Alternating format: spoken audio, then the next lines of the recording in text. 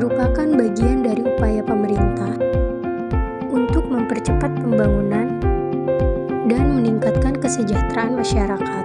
Konsep dari otonomi daerah adalah memberikan kewenangan lebih kepada pemerintah dalam mengelola urusan pemerintahan.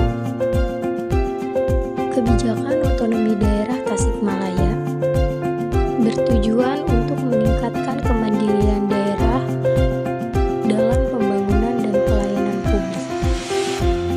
Otonomi ini diharapkan dapat meningkatkan kesejahteraan masyarakat melalui pengembangan potensi ekonomi dan pelayanan yang lebih baik.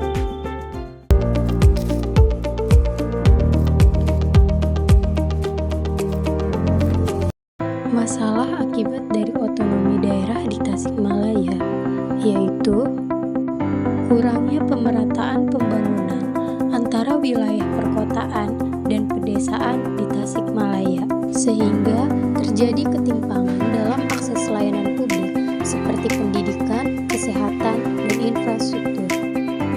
Pemerintah daerah seringkali menghadapi kendala dalam hal kapasitas aparatur pemerintah. Selain itu, kasus korupsi di tingkat daerah juga masih menjadi isu besar. Ketergantungan pada dana transfer dari pusat dan perencanaan yang kurang matang menyebabkan banyak program pembangunan yang tidak berjalan optimal, terutama dalam bidang infrastruktur. Pemerintah pusat telah menerapkan beberapa kebijakan untuk mengatasi masalah yang timbul akibat dari otonomi tersebut. Pemerintah pusat melakukan pengawasan terhadap penggunaan anggaran di daerah, meningkatkan kapasitas SDM daerah, menyalurkan dana yang terarah dan transparan dengan pendekatan berbasis kinerja. Pemerintah pusat memberikan panduan dan insentif untuk mengoptimalkan potensi lokal, dan pemerintah pusat mengalokasikan dana desa yang langsung dikelola oleh desa untuk mempercepat pembangunan di pedesaan dan mengurangi ketimpangan antar wilayah.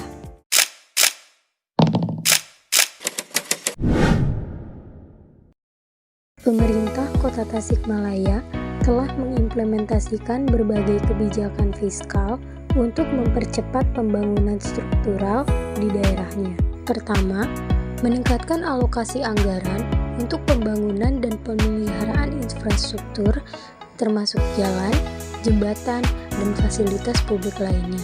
Kedua, meningkatkan efisiensi dan efektivitas dalam pengumpulan pajak daerah dan retribusi. Ketiga, mengelola dana alokasi khusus dan dana alokasi umum secara transparan dan akuntabel.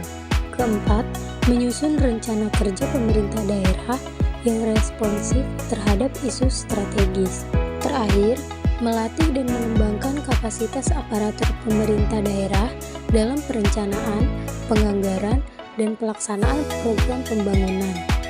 Hubungan percepatan pembangunan memiliki kaitan erat dengan peran Indonesia dalam menghadapi globalisasi ekonomi, terutama dengan pembangunan jalan tol, pelabuhan, dan bandara. Aksesibilitas meningkat sehingga mempercepat arus barang dan jasa.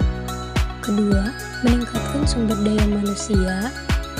Ketiga, mendorong peningkatan PAD melalui pariwisata dan agribisnis. Industri kreatif membantu diversifikasi ekonomi dan mendorong digitalisasi layanan publik dan UMKM melalui insentif fiskal.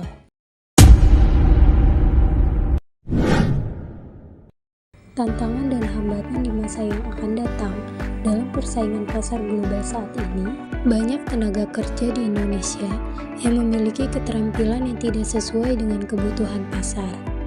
Kemajuan teknologi digital mengharuskan SDM untuk terus beradaptasi.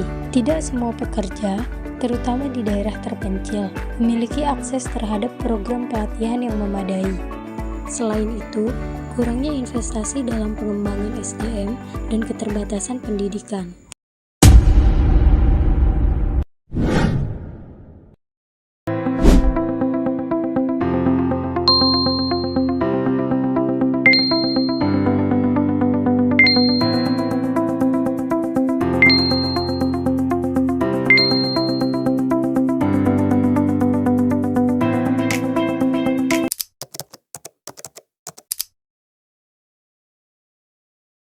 terjangkau.